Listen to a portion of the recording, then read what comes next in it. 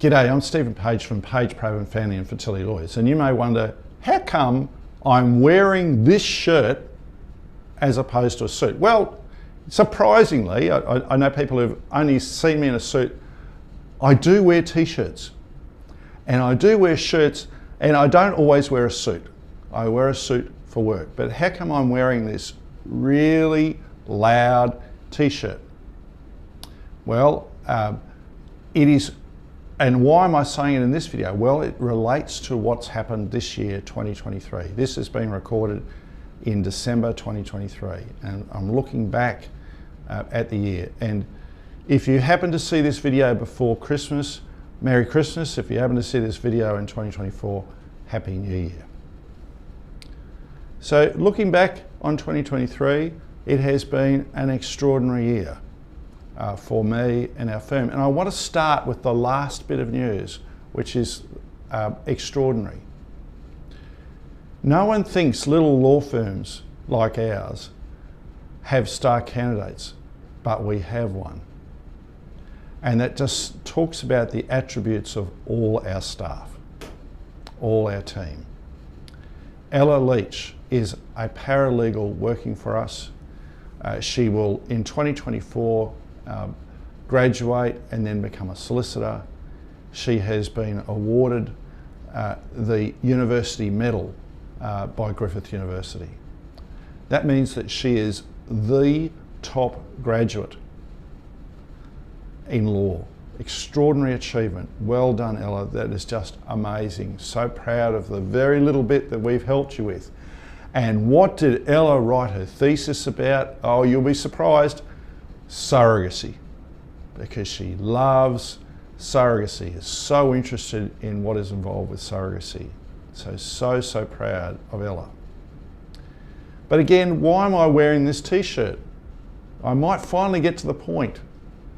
And I wore this t-shirt. My husband said, oh, you shouldn't put this t-shirt on because, you know, it's got a bit of a kink in the collar or something like that. And I said, no, it's important to me to wear this. And aside from today, there have been two really significant events for me in wearing this t-shirt this year. So let's start at the beginning of the year. In February, Mardi Gras was held. And Mardi Gras was held in Sydney in association with Sydney World Pride. So LGBTQIA plus people coming from around the globe, and there were tens of thousands of them. And they went to, many of them went to concerts and so on. Yeah, I can't say that I did, I was too busy. But some of them walked across the Harbour Bridge. I couldn't because we were about to fly to South Africa, where I spoke at a conference. And this year I've done 26 presentations. So just think about it, every other week on average I've been doing it. And of course it never works like that. You might have a period where there's none for a month and then there's 3 in a week, but 26. And that's an average year for me, much more than any other colleague I know who is in private practice. But Mardi Gras, my husband and I wore this shirt, our own versions of it of course, as part of Rainbow Families New South Wales March at Mardi Gras. We were part of Gay Dads. Our daughter Elizabeth was given a shirt as well, but she said she was the only one in that group who did not wear the yellow shirt. She wore the white shirt. I'm not going to wear that, Daddy, it's too big. Not even the age of 4 at that point, determined. And why was it important to be in Mardi Gras? Well, of course, I'm a gay dad. I think it's wonderful celebrating who we are and our parentage. It's just marvellous. And I'm told there were 500,000 people cheering on, but for us, this was such a significant event because back in 2019, a journo from the Australian phoned me and said, hey, hi Stephen, how are you? What's new and interesting in the world of surrogacy? And I said, well, you know, I'm really concerned about Australians going to China for surrogacy. And I remain concerned about Australians going to China for surrogacy. And I started to talk for a while, and all you could hear was crickets. And I said, well, look, I've got to disclose to you, my husband and I have had a baby through surrogacy in Queensland, and we had to get a special ruling in our own case because there's issues about who was a parent in Queensland, etc., etc. And I just wanted to be open and honest with him that, you know, about that if he's writing a story, he ought to know it. And he said, that's the story. And I said, oh, I don't consider that a story. I just consider that, you know, that's just, you know, about me. What? Australia's leading surrogacy lawyer has a private ruling in his own case. That's a story. And I said, look, you're the journalist. You know, if you think it's important, well, of course we'll do that. And he said, yeah, I think that's important. So next thing you know, we have a photographer come round to our house. We all get dolled up. I wore a suit. I can't remember whether it's my, you know, what suit I wore. And we held our daughter in this uncomfortable position so that to meet the photographer, and the Australian ran the story. Beautiful. Until later that day, I discovered that feature that Facebook no longer has. This might be you in a photograph. I clicked on it and I saw that the convener of the Australian Christian lobby had posted, and I'd served on a committee with this woman, had posted on her Facebook feed with one magic wave of a gavel, this little girl has been forever denied her mother. And then it went downhill from there. All these people piled on, making horrible, horrible comments. Now, we could have sued. We didn't. We didn't think there was a point to it. We wanted to focus on parenting. Judge said to me, don't let the haters win. A colleague was much ruder. He said, I have 2 words of advice, fuck them.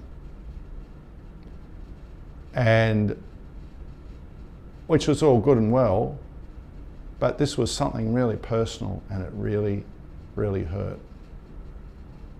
So Marching in Mardi Gras this year was cathartic. Here we had 500,000 people cheering us on over the 2 or 3 Ks that we had to carry our daughter. She didn't want to walk, we had to carry her. Just a beautiful experience. Other presentations I've done this year have been for the World Pride Human Rights Conference, amazing, and other places.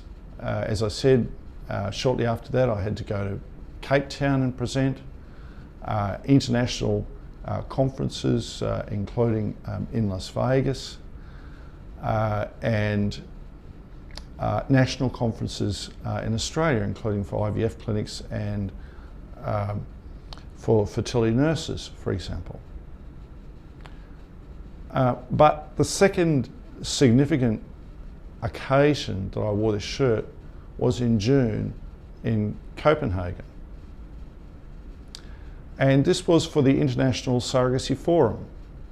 The International Surrogacy Forum was an idea of bringing together surrogacy professionals, academics, lawyers, those who are associated with industry, psychologists and so on, who knew about surrogacy, knew about the research with surrogacy, and the laws and how surrogacy is regulated and what the future holds.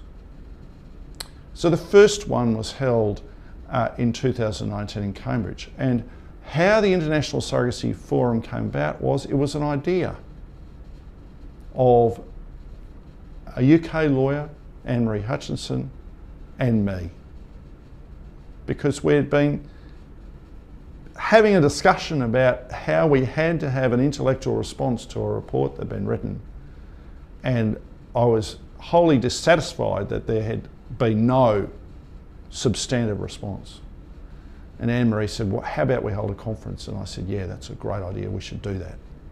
And then from that little email discussion, bingo, what became the International Surrogacy Forum was first held in Cambridge. There was about 250 invited guests, and it was sponsored by the University of Cambridge and the International Academy of Family Lawyers, of which I'm a fellow, and the American Bar Association, of which I serve on the committee. So I was one of, I think, 8 organisers of that conference, but I couldn't go because it was about a month before my daughter was born. And it was made plain to me by my beloved husband that if I turned up and she would be born while I was away, I would never be forgiven. So the second one was held in Copenhagen in June, and so we've got past the pandemic. We have experts from around the world there, and it was held over 2 days. And on day one, I was in this heritage brick building with no air conditioning in June, and it must have been at least 28 degrees or 30 degrees, and I'm wearing a suit. And I'm the last speaker on day one, and I feel like I'm the chook in the oven. I was sweating and sweating and sweating, but there was no way I was going to take that suit off if I was doing a presentation in front of my peers.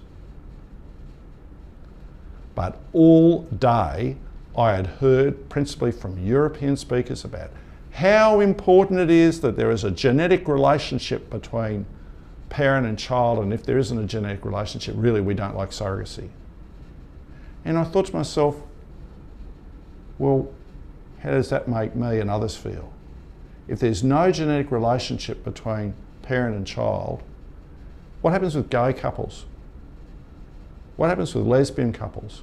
What in fact happens with 3/4 of my clients where they need an egg donor, whether they're gay, lesbian or straight? What happens with them? The other parent not recognised? What about my single women clients?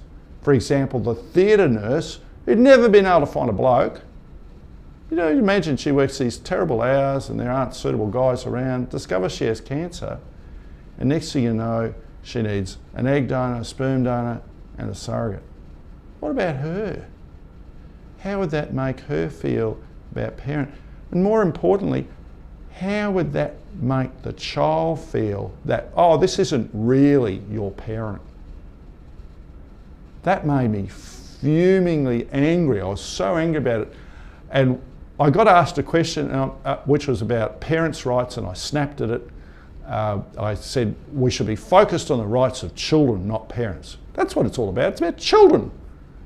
It's a great thing to be a parent, to have the right to reproduce, or an adult for the right to reproduce, but what we should really be focused on is protecting the rights of these children, because they are the most vulnerable of the lot. And all day on that first day I was fuming. The more and more I heard about this, about genetic, and if you're not a genetic parent, you're not really a parent. That was the underlying flavour. So day 2 came around and I thought, it's hot. I don't want to stew in my suit like I did yesterday. I want to wear something different. And I took this shirt to Copenhagen because I thought, I can wear this shirt in Copenhagen. I rather like it. It's a nice loud shirt and I can feel safe in Copenhagen. No one's going to bash me for wearing this shirt there. So on day 2, I wore this shirt. And I told everyone, whether they liked it or not, you can't ignore me. Look at this message. Love makes a family. That's the important message. And the other news of this year, well, a couple of other things. This year I've been honoured, the Queensland Law Society President's Medal. I am the recipient. Extraordinary. I didn't want to be nominated. A friend nominated me and I thought, oh, the last thing I want to do is be nominated. I've got to put all this stuff together. And then after I received the award, which was extraordinary and humbling, and before I actually got the award, there's the contents of the night, because it's the only award that was given out. And here are the judges, and there were 4 former presidents of the Law Society. And I blanched and I thought, they didn't say who the awardee was at that point, and I thought, wow, that I've been seen fit by 4 former presidents, these noble practicing lawyers, as being good enough to have the President's Medal. That is extraordinary. And then afterwards, a while afterwards, I was at an event and the CEO of the Law Society came up to me and said, Stephen, we want to nominate you for the Law Council of Australia President's Award, and then explained what was involved with that. And anyway, I said I was deeply honoured and humbled to be nominated, and of course I agreed. So I've been nominated. I don't know whether I'll get it. I haven't seen an award of who has been the 2023 Law Council Australia President's Award. Whoever it will be, I have great confidence that it will be the best lawyer for that, whether it's me or anyone else. I'm sure there'll be a high quality candidate who's awarded it. But when the letter was prepared in support, I found to my horror that there had not been 4 former presidents of the Queensland Law Society who had been the judging panel. There had been 5. So I've been seen sufficient and adequate to receive the Queensland Law Society President's Medal by 5 former presidents of the Society. Just simply extraordinary. As far as I can see, I am the first family lawyer ever to have received that award. So very, very fortunate and deeply, deeply humbling. I hope that your 2023 has been a good year for you, and Merry Christmas. I hope that your 2024 is an even better year. Happy New Year.